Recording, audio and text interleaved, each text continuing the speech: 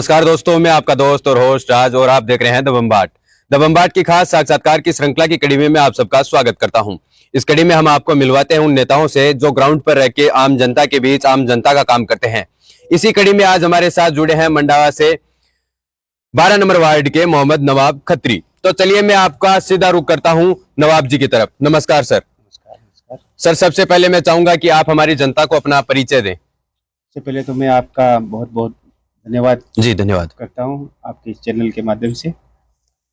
मेरा नाम मोहम्मद नवाब खत्री है जी और मैं वार्ड नंबर 12 मंडावा का मूल निवासी हूं। जी सर, आपके राजनीतिक जीवन की शुरुआत कैसे हुई, जरा वो भी दर्शकों को बताइए। राजनीतिक की जीवन की शुरुआत तो मैं राजनीति का तो बचपन से ही शौक था जी और मैं पेशे से एडवोकेट हूं। जी तो एडवोकेट और राजनीति का मिलता मिलता जुलता काम है।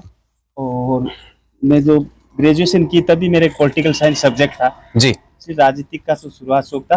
2005 की राजनीति में जो बाई इलेक्शन होते हैं पार्षद के जी उसमें एक्टिव हो गया था और 2010 में मैंने पार्षद से शुरुआत की थी राजनीति की। जी पहला चुनाव मेरी पत्नी ने लड़ा था चुनाव 2010 में। जी किस पार्टी से लड़ा सर आपने चुनाव? मेरे पहला चुनाव भारतीय जनता पार्टी से लड़ा। जी, और वर्तमान में आप किस पार्टी से हैं? वर्तमान में मैं कांग्रेस पार्टी से पार्षद हूँ और मंडावा नगर पालिका में उपाध्यक्ष के पद पर कार्य। जी सर, कहाँ ऐसा हुआ कि आपने पहले भारतीय जनता पार्टी को चुना और उसके बाद आपने कांग्रेस पार्टी को चुना? कहाँ भारतीय जनता पार्टी और आपके बीच में खटाई आई? नहीं, खटाई की तो इसमें कोई बात नहीं है। मेरी शुरुआत ही भारतीय जनता पार्टी से हुई है। जी और ठाकुर केसरी सिंह जी है जो अब नहीं रहे, जी उनके नेतृत्व में मैंने बीजेपी में राजनीति शुरुआत की थी और उपचुनाव हुआ था हमारे 2019 में। जी उपचुनाव हुआ था, तब तक मैं बीजेपी में था और उस चुनाव में मैं कांग्रेस के आ गया था क्योंकि ठाकुर केसरी सिंह जी दुनिया से नहीं चले गए थे। जी उसके बाद मैं बीजेपी कांग्रेस में आ गया था और कांग्रेस की जो विधायक है जी रीटा जी चौधरी, जी उनका जो कार्यकाल था वो मुझे अच्छा लगा। उसको देखकर मैंने पार्टी ज्वाइन की, रीटा चौधरी के साथ काम करने की इच्छा रही। जी, जब तक केसर जी थे तब तक आप भारतीय जनता पार्टी के साथ थे और उसके बाद अब रीटा जी के साथ हैं।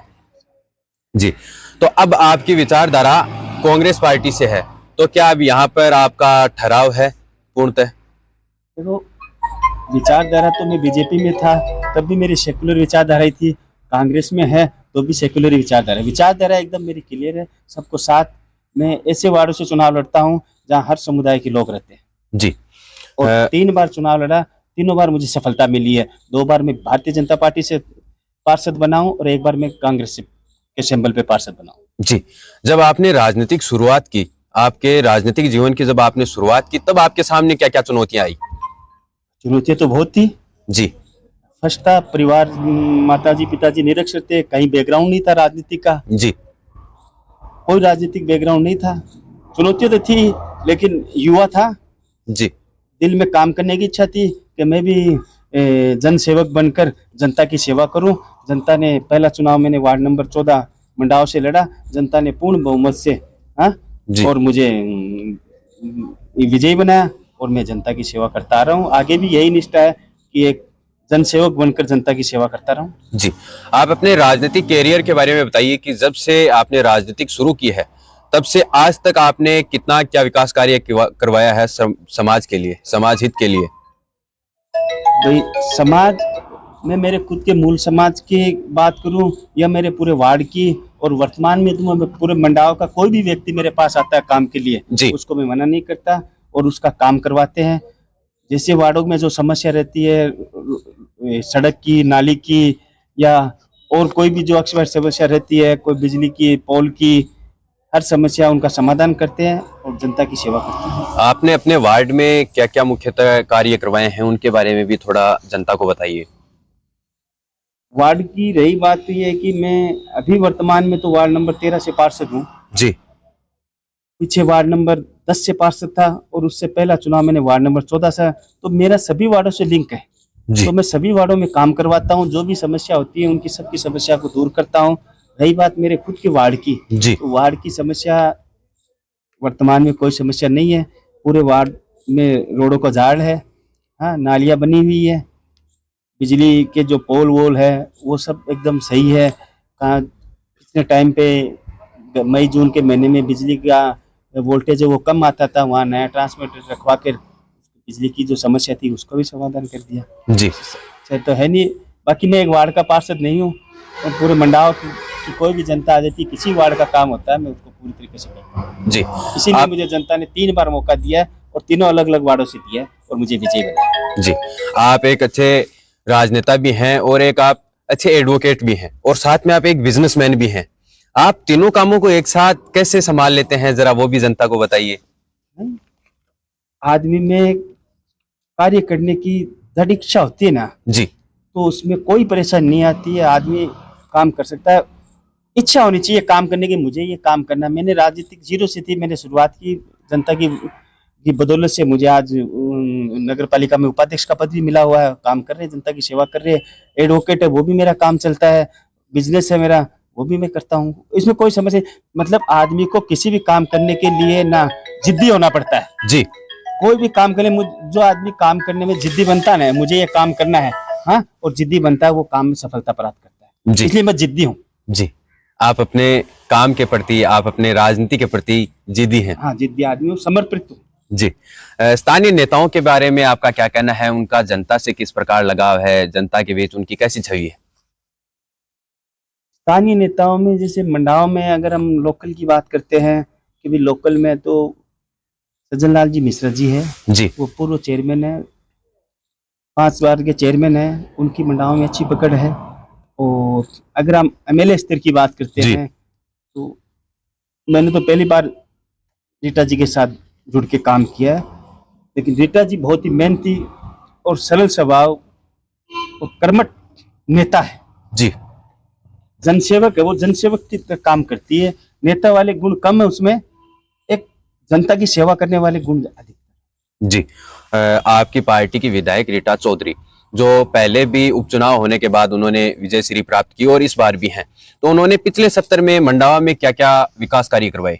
मंडाव में पिछली बार मेरे हिसाब से, मेरी राजनीतिक कैरियर में देख रहे और पुरानी बात में अगर सुनने के बाद, ये जो कार्यकाल था जी रीटा जी चौधरी का 4 साल का जी कार्यकाल, बहुत ही बेहतरीन कार्यकाल था। बहुत खूब काम करवाए इन्होंने। एक विधानसभा के अंदर 6 कॉलेज उन्होंने दी, जी मंडावा में पंचायत समिति दी, उपखंड कार्यालय बनाया, एक ही कार्यालय में तहसील कार्यालय बनाया। जी मंडाव से आसपास के जो गांव आते हैं उन सभी गांवों को अच्छी रोडों से जोड़ दिया। जी ये तो होगी पिछले 70 की बात। इस आने वाले 5 साल में उनकी क्या नीति है, मंडाव को किस और विकास की दृष्टि से बढ़ाएंगे, उसके बारे में थोड़ा बताइए। अभी आने वाले कार्यकाल में एक तो मंडाव को साफ सुथरा रखने की फर्स्ट प्राथमिकता हमारी नगर पालिका की भी है, और हमारे जो विधायक है जी रीटा जी, उनकी भी फर्स्ट प्राथमिकता की मंडाव को एक स्वच्छ बनाए, क्योंकि मंडावा एक पर्यटन स्थल है। जी पिछली बार उन्होंने पर्यटन विभाग से भी खूब बजट पास करवाया, पर्यटन विभाग का पैसा भी यहाँ लगा, अपने विधायक कोटे से भी पैसा लगाया। तो सीवरेज का काम चल रहा है अभी मंडावा में, सीवरेज का काम पूर्ण इस 70 में हो जाएगा, इस साल में, और मंडावा एकदम साफ सुथरा हो जाएगा। जी पिछले 70 में नरेंद्र जी विधायक का चुनाव जीते और उसके बाद एक सांसद बने। सांसद बनने के बाद उन्होंने मंडावा के लिए क्या क्या किया, वो भी थोड़ा बताइए। इस चुनाव में जो अभी ये चुनाव हुआ वो जी इसी मुद्दे का चुनाव था कि नरेंद्र जी ने क्या किया, रीटा जी ने क्या किया। जी उनकी जो काम की तुलना थी वो 0 और 100 के ऊपर थी। जी रीटा जी ने फील्ड में रहकर 4 साल खूब मेहनत की, खूब काम करवाए, और सांसद मोदी जी ने सांसद बनने के बाद मंडावा विधानसभा में कोई काम नहीं किया और मंडावा विधानसभा की तरफ ध्यान नहीं दिया, इसी वजह से वो चुनाव में पराजित। जी मंडावा में पहले पिछले 70 में उपचुनाव हुए, उसमें क्या क्या स्थितियां रही कि पहले विधायक बने नरेंद्र जी और उसी के बाद उन्हीं के पार्टी के प्रत्याशी खड़े हुए और उनको हार का सामना करना पड़ा, क्या वजह रही इसके पीछे। इसमें वजह की तो ये है कि सरकार भी कांग्रेस पार्टी की थी, जी और फिर उसके बाद में जो कैंडिडेट था उसमें फर्क था। रीटा जी मजबूत कैंडिडेट थी, जी व्यक्तिगत रीटा जी को चाहने वाले बहुत ज्यादा है विधानसभा में उनका। जी तो एक बार उन्होंने टिकट कटा था और वो इंडिपेंडेंट चुनाव लड़ रही थी, तब भी वो 42,000 के करीब वोट लेके गई थी रीटा जी। जी। रीटा जी का व्यक्तिगत वोट है और इसी उपचुनाव में रीटा जी का व्यक्तिगत वोट की वजह से रीटा जी उपचुनाव में विजयी हुई। जी, हाल ही में जो चुनाव हुए हैं विधानसभा के, उनमें आपने अपने प्रत्याशी को जिताने के लिए, रीटा जी को जिताने के लिए आपने क्या-क्या संघर्ष किया, क्या-क्या प्रयास किया? किस प्रकार आम जनता से आपने बातचीत की? भाई संघर्ष तो इस चुनाव में ज्यादा नहीं करना पड़ा, लेकिन चुनाव है, किसी भी चुनाव को हल्के में नहीं लेना चाहते। जी। ये हमारे विधायक जी ने भी कहा था कि चुनाव तो अपन जीत रहे हैं, लेकिन अपन हल्के में नहीं रहना, कि पिछला चुनाव में हार चुकी थी, इसी वजह से हल्के में। जी, जी। बहुत कम मात्रा में चुनाव हारी थी, शायद 2200-2300 वोटों से ही चुनाव हार गई थी विधायक जी, जी। 2018 का चुनाव। तो उन्होंने अभी सभी कार्यकर्ताओं को अलर्ट कर रखा था कि चुनाव में एकदम मजबूती से लड़ना। बाकी हम तो जनता से ये, जनता को भी मालूम था कि इस साल रीटा जी ने खूब काम करवाए और हमने भी रीटा जी के काम को गिनवाया, प्लस सरकार की जो योजना थी जी। उनको कहा, रीटा जी को का काम के प्रति लोगों की भावना थी और रीटा जी के पक्ष में खूब बढ़ चढ़कर मतदान किया। जी, अब हम पूरे राजस्थान की बात करें तो आपका राजनीतिक में सबसे पसंदीदा चेहरा कौन-सा है पूरे भारत में?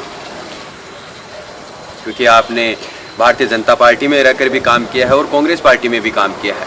आपने दोनों पार्टी के नेताओं से आपका संबंध था। आज की बात अगर करें जी। तो देखो, चेहरे तो एक ही बात है साहब, पूरे देश में मोदी जी हो रही है जी। तो अब उसको मैं नकार सकता हूँ तो वो तो बात सही नहीं है। पूरी लोकप्रिय चेहरा हो रहे हैं और उसकी वजह से वो आज सत्ता में है। बाकी अगर इंटेलिजेंट की बात करें और मजबूत नेता की तो राहुल गांधी एक इंटेलिजेंट है जी। आपने नरेंद्र देश का मोदी भविष्य जी, आपने नरेंद्र मोदी जी का और राहुल गांधी, इन दोनों का नाम लिया है। इन दोनों में से आपके सबसे चहीते इंसान कौन है? भाई मेरा व्यक्तिगत अगर मैं जी। बात करूं जी। तो एजुकेशन और लीडरशिप में मुझे राहुल गांधी लगता है। बाकी देश के लोकप्रिय नेता तो मोदी जी है, उसको नकारा नहीं जा सकता, आज है। जी, राजनीतिक में आपका अगला मूव क्या होगा? क्या भविष्य में कोई बड़ा चुनाव लड़ने के बारे में विचार बना रहे हैं? इच्छा तो सभी की होती है जी, आपकी क्या इच्छा है? ये भी दिली इच्छा तो है कि मैं भी एमएलए बनूं। जी। वो तो जनता का प्रेम होता है। बाकी मैं जहाँ भी हूँ जनता की सेवा करके खुश हूँ। जी, राजस्थान में अब बीजेपी की सरकार है और आप और आपके विधायक हैं वो कांग्रेस पार्टी से बिलोंग करते हैं। विधायक जी पे कोई दबाव आ सकता है? क्योंकि हमें अक्सर सुनने को मिलता है कि जिस पार्टी की सरकार होती है उसके विपक्षियों को दबाव में रहकर काम करना पड़ता है, वो सही ढंग से काम नहीं कर पाते हैं। तो क्या ऐसा मंडावा में भी है? सब मंडाव में विपक्षी पे दबाव की राजनीति तो शायद नहीं होनी चाहिए।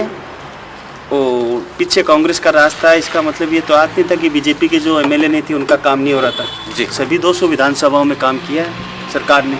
जी। और तो यही आशा रखते हैं भारतीय जनता पार्टी से भी, माननीय मुख्यमंत्री से भी, कि वो सभी विधानसभाओं में काम करें। और हमारी मंडावा विधानसभा एक पर्यटन स्थल है जी। हाँ, उसमें ज़्यादा से ज़्यादा बजट देकर अपना काम करें जी, बगैर भेदभाव के। जी, ज़्यादा अच्छा रहेगा। राजस्थान के अब नए सीएम हैं, सीएम भजनलाल शर्मा। उनके नेतृत्व में राजस्थान में क्या क्या परिवर्तन आ रहे हैं और क्या वो परिवर्तन सही है? अच्छा, अभी परिवर्तन तो साहब अभी कुछ नहीं हुआ है, आगे देखते हैं साहब। अभी तो जो भी डिसीजन दिल्ली से आ रहा है उस पर ही अमल किया जा रहा है माननीय मुख्यमंत्री द्वारा और मुख्यमंत्री द्वारा। देखिए आगे क्या करते हैं। जी, पूर्व मुख्यमंत्री अशोक जी गहलोत और वसुंधरा जी राजे, इन दोनों का राज आपने देखा है और दोनों पार्टियों में भी आपने काम किया है। किया सर। इन दोनों में से जनता का सबसे चहीता राजनेता कौन सा है और इन दोनों नेताओं में समानताएं क्या है आपके अनुसार? दोनों बेहतरीन मुख्यमंत्री हैं, दोनों का जनता से जुड़ाव था जी। दोनों में कंपेयर करें तो अशोक जी गहलोत का जो कार्यकाल था वो दोनों ही कार्यकाल 3 कार्यकाल किए उन्होंने, तीनों बेहतर है। वो जनता के हित में जो भी योजना थी वो उनके जनता के हित में थी। माननीय वसुंधरा जी भी बहुत ही अच्छी मुख्यमंत्री जी। राजस्थान में इस बार कांग्रेस के हारने के पीछे क्या वजह रही? हाँ, कमी तो रही, इसी की वजह से हार हुई है। अब कमी कहाँ हुई है, मैं तो एक लो स्तर का कार्यकर्ता हूँ जी। और हमारे जो लीडरशिप है, माननीय मुख्यमंत्री है, प्रदेशाध्यक्ष है गोविंद सिंह जी चौरासिया है, उन्होंने इस बात पर अध्ययन किया। कहीं की तो कमी रही है, इस वजह से हम चुनाव जी, आप हमारे चैनल द बम्बाट के माध्यम से आज के युवाओं को कोई संदेश देना चाहते हैं तो वो भी आप दे सकते हैं। युवाओं से मेरा यही संदेश है कि आप देश का भविष्य है, देश को कहाँ ले जाना है इसमें आपका बहुत योगदान रहेगा। आप पहली बात तो नशे से दूर रहे। कोई भी युवा, मेरा छोटा भाई है, उनसे मैं यही गुजारिश करता हूँ कि वो नशे से दूर रहे और एजुकेशन प्राप्त करे। अगर उसको राजनीतिक फील्ड में आना है तो वो अच्छी राजनीति करे और सोच समझकर अपना डिसीजन ले। जी, धन्यवाद, आपसे मिलकर अच्छा लगा। दोस्तों, ये थे आज हमारे साथ मोहम्मद नवाब जी खत्री। इनसे मिलकर आपको कैसा लगा ये आप हमें कमेंट बॉक्स में बताइएगा। आज के लिए इतना ही, मिलते हैं जल्दी एक और नई कड़ी में नई शख्सियत के साथ। तब तक के लिए धन्यवाद।